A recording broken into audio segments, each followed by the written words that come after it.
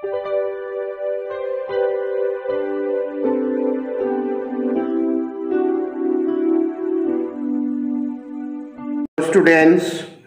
প্রথমেই UK educational টিপসের পক্ষ থেকে তোমাদের সকলকে স্বাগত জানাই। বিদ্যাসাগর ইউনিভার্সিটির সেকেন্ড সেমিস্টারের বাংলা মেজর ও মাইনর স্টুডেন্টসদের জন্য বাংলা সাজেশন হিসাবে বাংলা সাহিত্যের ইতিহাস আধুনিক যুগ থেকে বেশ কয়েকটি ভেরি ইম্পর্ট্যান্ট কোশ্চেন অ্যান্সার আজকের ভিডিওতে আলোচনা করা হয়েছে। সুতরাং স্টুডেন্টস, তোমরা প্রত্যেকটা প্রশ্নোত্তর গুরুত্ব সহকারে লক্ষ্য করো এবং তৈরি করে নাও। এগুলি তোমাদের সেমিস্টার পরীক্ষায় বিশেষভাবে হেল্প করবে। আজকে প্রথম প্রশ্ন হচ্ছে, ফোর্ট উইলিয়াম কলেজ কত সালে কে কোথায় প্রতিষ্ঠা করেন? ফোর্ট উইলিয়াম কলেজ 1800 সালের 4 মে লর্ড ওয়েলেসলি কর্তৃক কলকাতার লালবাজার অঞ্চলে প্রতিষ্ঠিত হয়। নেক্সট প্রশ্ন, ফোর্ট উইলিয়াম কলেজ প্রতিষ্ঠার মূল উদ্দেশ্য কী ছিল? ফোর্ট উইলিয়াম কলেজ প্রতিষ্ঠার মূল উদ্দেশ্য ছিল নব্য সিভিলিয়ান অফিসারদের বাংলা ভাষা শিক্ষাদান।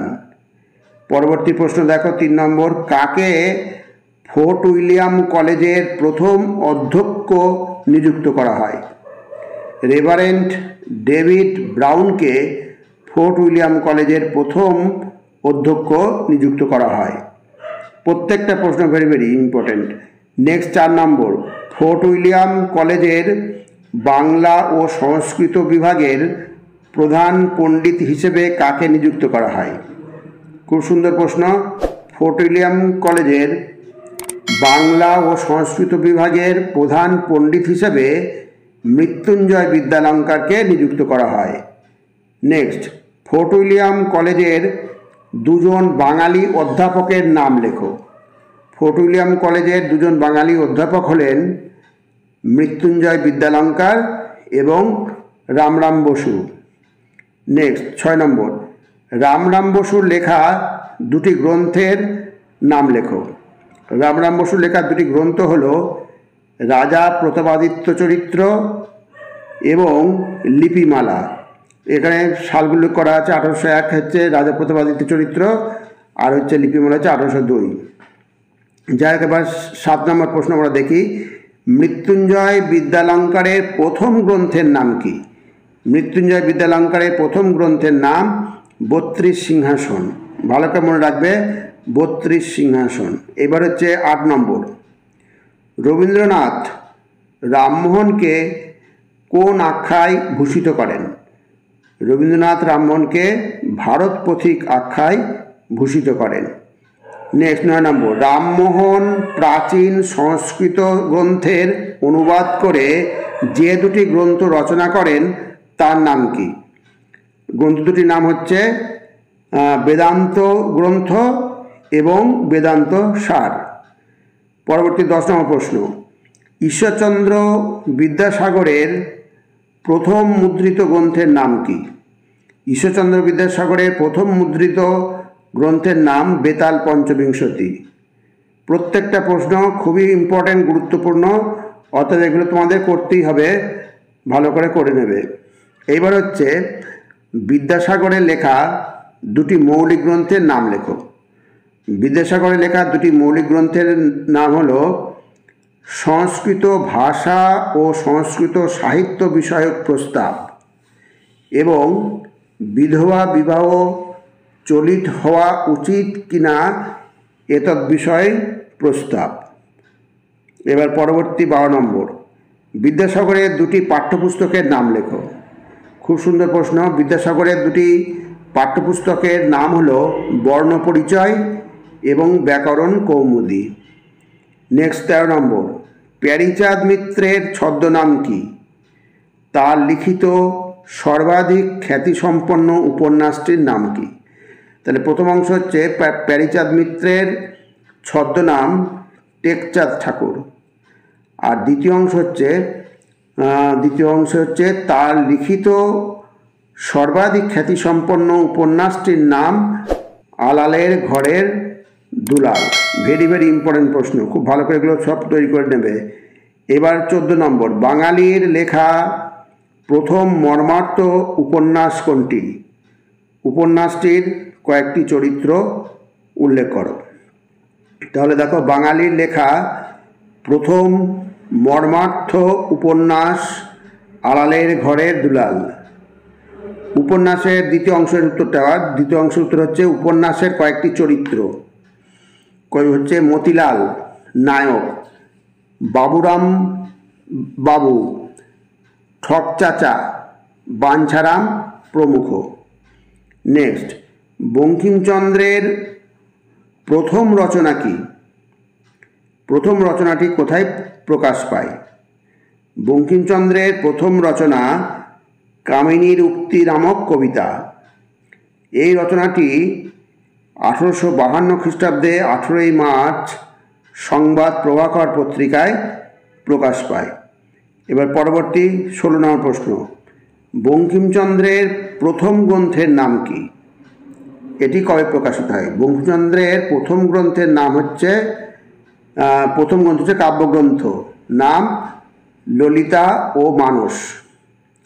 আর এটি কবে প্রকাশিত হয়? এটি 1856 খ্রিস্টাব্দে গ্রন্থাকারে প্রকাশিত হয়।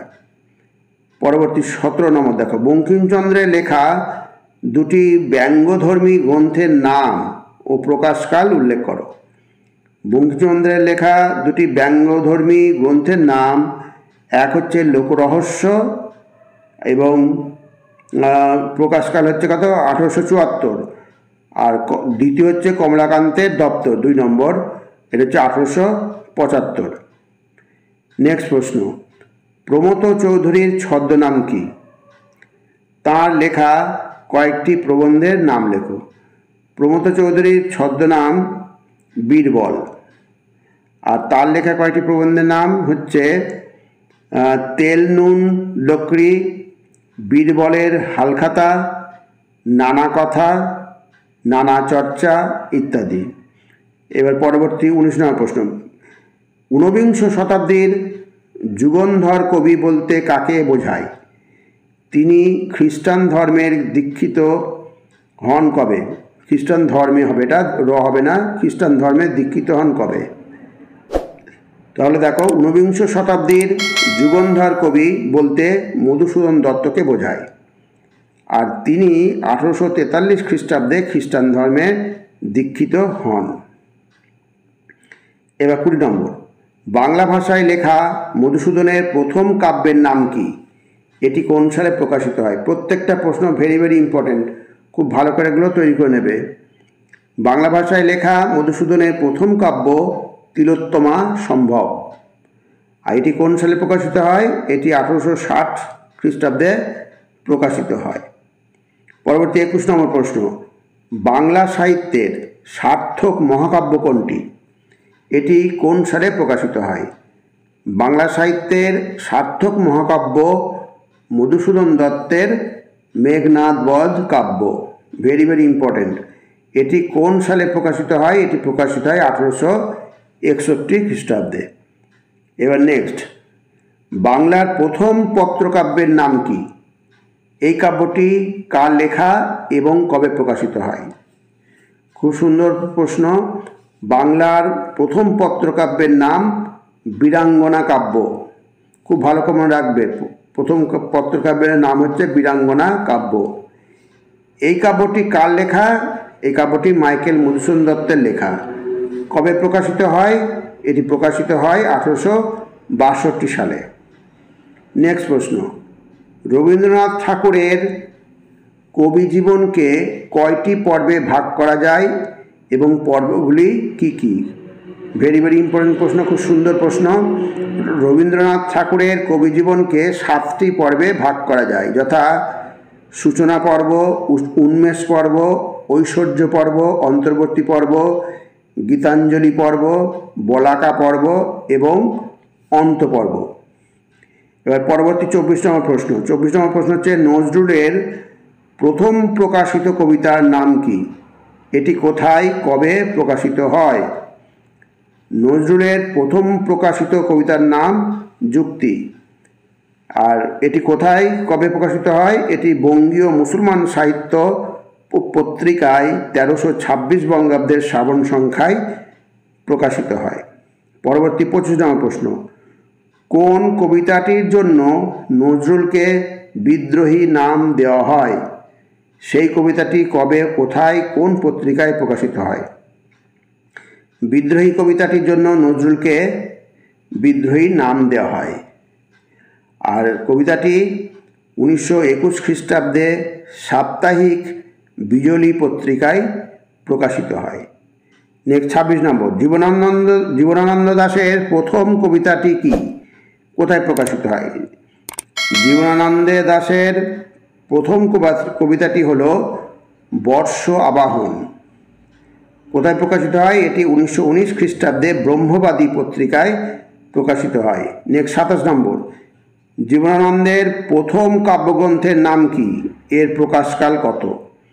জীবনানন্দের প্রথম কাব্যগ্রন্থের নাম ঝরাপালক। খুব ভালো করে মনে রাখবে, এই প্রত্যেকটা প্রশ্নের উত্তর খুব গুরুত্বপূর্ণ, ভালো করে রাখবে। এর প্রকাশকাল কত? এর প্রকাশকাল 1927 খ্রিস্টাব্দে। এবার নেক্সট 28 নম্বর প্রশ্ন হচ্ছে, জীবনানন্দের জীবৎকালে প্রকাশিত কাব্যগ্রন্থের নাম লেখো। তার শ্রেষ্ঠ কাব্যগ্রন্থ কোনটি? তাহলে দেখো, জীবনানন্দের জীবৎকালে প্রকাশিত কাব্যগ্রন্থগুলি হল ঝরাপালক, ধূসর পাণ্ডুলিপি, বনলতা, মহাপৃথিবী, সাতটি তারার তিমির। প্রত্যেকটা নাম ভালো করে মনে রাখবে। আর তার শ্রেষ্ঠ কাব্যগ্রন্থ কোনটি? শ্রেষ্ঠ কাব্যগ্রন্থ হচ্ছে বনলতা সেন, 1942। নেক্সট, শঙ্খ ঘোষের প্রকৃত নাম কি? তিনি কি ছদ্মনাম ব্যবহার করেছেন? শঙ্খ ঘোষের প্রকৃত নাম হচ্ছে চিত্তপ্রিয় ঘোষ। আর তিনি কি ছদ্মনাম ব্যবহার করেছেন? তিনি শুভময় রায় বা কুন্তক ছদ্মনাম ব্যবহার করেছেন। এবার 30 নম্বর, শঙ্খ ঘোষের লেখা প্রথম কাব্যগ্রন্থটির নাম কি? এটি প্রথম কোথায় প্রকাশিত হয়? এটাই তোমাদের শেষ প্রশ্ন আজকের। খুব ভালো করে এগুলো তোমরা তৈরি করে নেবে, ভেরি ভেরি ইম্পর্টেন্ট প্রত্যেকটা প্রশ্ন। শঙ্খ ঘোষের, এবার দেখো, শঙ্খ ঘোষের লেখা প্রথম কাব্যগ্রন্থটির নাম হচ্ছে দিনগুলি রাতগুলি, 1956। আর এটি প্রথম কোথায় প্রকাশিত হয়? এটি প্রথম কৃত্তিবাস পত্রিকায় প্রকাশিত হয়। তাহলে স্টুডেন্টস, যে প্রশ্ন উত্তরগুলো করে দেওয়া হলো প্রত্যেকটাই, আবার বলছি, ভেরি ভেরি ইম্পর্টেন্ট প্রশ্ন, খুব সুন্দর প্রশ্ন। এগুলো তোমরা অবশ্যই রেডি করে নেবে, তাহলে এগুলো তোমাদের জানা হয়ে যাবে। যাই হোক স্টুডেন্টস, ভিডিওটা যদি ভালো লাগে অবশ্যই সাবস্ক্রাইব করো, এর সাথে একটা লাইক দিও এবং তোমার ফ্রেন্ডসদের মধ্যে ভিডিওটি শেয়ার করো। তাহলে স্টুডেন্টস, আজকে এখানেই শেষ করি। তোমরা সকলে ভালো থেকো, সুস্থভাবে পরীক্ষা দিও। Thank you very much.